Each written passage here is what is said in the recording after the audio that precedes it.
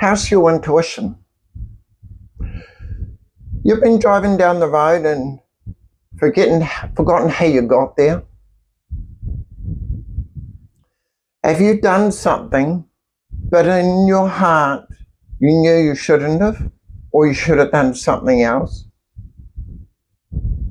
You see, if you do not train to listen to that inner voice, how are you going to know? If you don't train to listen to that still small voice, to know that guides you, which is right and wrong, are you going to make the right decision or the wrong? You see, our minds can talk loud, we can get excited, we can feel, we've got emotions. But your intuition is more than that. Your intuition is something bigger than that, but quieter than that. In meditation, and when we take a walk in the forest, away from everything, or yoga, but if you're doing yoga, you need to practice the breathing. The breathing is the energy. Remember, Tesla said frequency, vibration, and energy. The energy is the lifeblood to the body. The body is just a container. Don't get tied up in it. Your intuition comes from you, the ghost that is in your body. That is your intuition. And if you do not know how to listen, let me tell you a story. As you know, guys know, I've driven tours for a long time, 25 years, 26 years in New Zealand. I was staying in Harry at the time. Harry's on the west coast, a little bit further down the west coast, towards the south of, it's on the west coast, small town. Anyways, we was coming back and we stopped in a place called Arthur's Pass, which is a little bit west of Christchurch. And I felt this thing in my heart go, boom. It's like someone just hit me. And this is one of those times that I just stopped, what's wrong?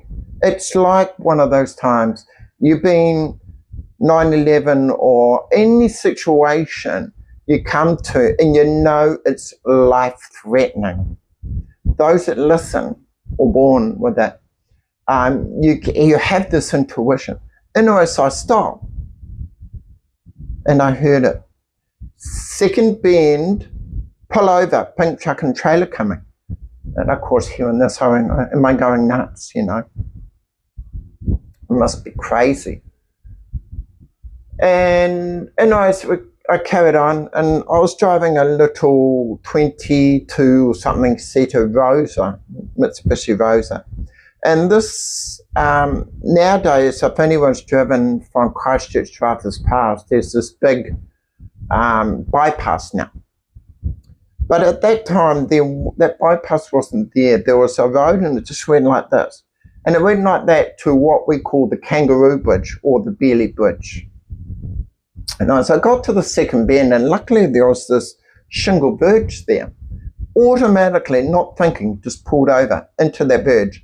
A pink Bats truck and trailer unit come around the bend. We would have had a head-on, and I would not be talking to you today. I've had two other instances like that.